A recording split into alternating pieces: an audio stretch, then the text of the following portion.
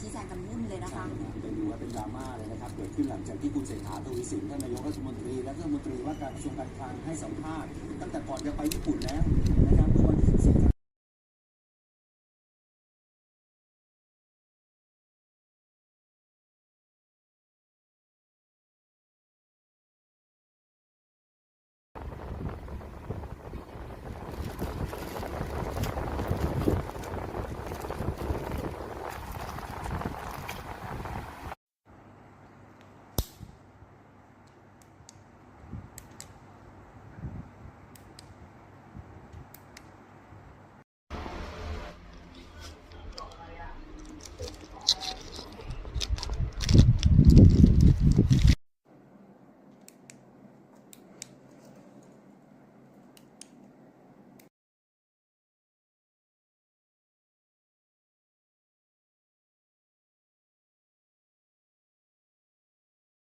จบ